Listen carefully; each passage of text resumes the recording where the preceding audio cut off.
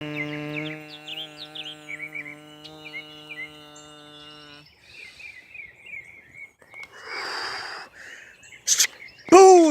What is up, everyone? How are y'all doing today? This is the Phoenix. Whoo! Flying into the moment once again to deliver peace, love, and awareness to you and all the beautiful people out there. 3 relationship hacks that will pump your relationship up to the next level. Woo! It is a beautiful day out here. We are flying high into the moment, people. We are flying high.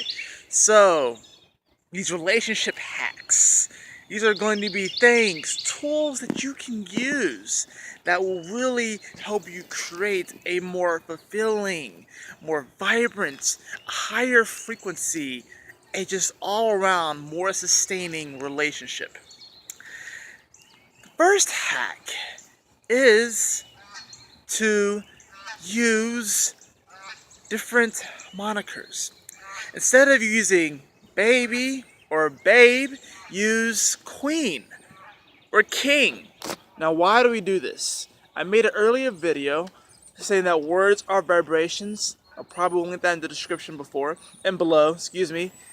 And essentially in this video, what I was talking about, how these words actually have a lot of power and meaning behind them. And we can use these, because words are ultimately tools, right? We can use these words to actually help us create more change in our lives.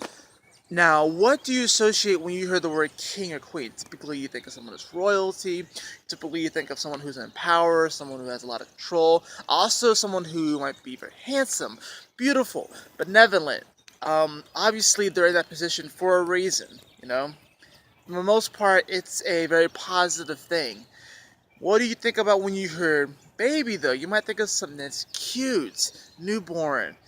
Yes, cuddly, beautiful, but at the same time, it is very, very, very, very dependent upon its parents for its survival, whereas a king or a queen, everyone else is dependent on them, right? They are independent. They are the one who really rallies their country, their kingdom, their queendom, and they are the go-to, right? So, if you're constantly using the word baby or babe, you might actually, another person might not even understand, might not even catch it. You might be unintentionally sending the signal that they are a baby, you know, that they are entirely dependent upon you, that they can't take care of themselves. And I want you to think about that, because we really don't think about it, because when we hear these words, we don't realize that they're necessarily vibrations. We don't know and understand that by saying these things constantly over and over again, it's going to be downloaded into our subconscious, right? So substitute words. Instead of saying baby, say my queen, my king. And I promise you, as you use this, their confidence will rise and they will be willing to give you more and you'll give them more, and they'll just create this beautiful, beautiful connection, right? The second relationship hack that you want to use, and this is really a suggestion definitely for my men out there, is don't be afraid to cry. Alright? Don't be afraid to cry tears of happiness and joy and also of sadness. Do not be afraid to cry. Crying is very, very powerful, and my fellow ladies out there, you know, my women out there, you definitely know this. This is probably why you guys honestly live longer than us men, is because you understand that by crying, it's a release. It's a release of that emotion and that intensity inside of you. But if you keep that bottled up, especially if it's negative, then it just destroys your internal condition, and then it destroys your body in the process. So this is probably why women live on average longer than men, because they cry, they get the emotions out, they get it out of their system. So men, do not be afraid to cry. Women, do not be afraid to cry either, because there's a lot of, you know, women right now, they're going through this whole oh, I don't need no man, I can take care of myself type of thing, you know, and that's cool, whatever, you do you and stuff. But there's this push of women I see, where they're really trying to emulate a lot of the negative qualities of man, and it's not good. So do not be afraid to cry. Do not be afraid to show that emotion, because when you do that, it really brings you closer to your partner. And the third relationship hack, which honestly can encapsulate an entire video, so I'm going to just kind of go over it briefly, is to know and to have the awareness that your partner doesn't make you feel the way that you do. You make yourself feel that way, right? This goes for the positive emotions and the negative emotions, people. You make yourself feel that way. If you get into an argument with your significant other, do not tell them, you are making me angry. You're making me feel this. You're making me feel that. You should be ashamed of yourself because you're making me feel this way. Really? That's not how it works. You're making yourself feel that way. You're the one who's reacting. You're the one who is not having responsibility over their internal condition. So the proper response is, look, based off of the experiences and in the situation, I am making myself feel this way based off of what you're telling me.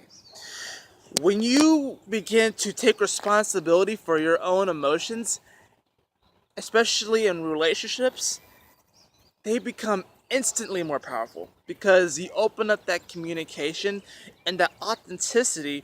Not only that, but you let your partner know that you're taking responsibility for yourself, and you let them know, it's like, look, it's not your fault that I'm feeling the way that I'm feeling, because I am making myself feel this way, but I'm letting you know what you're doing to cause me to react in this way.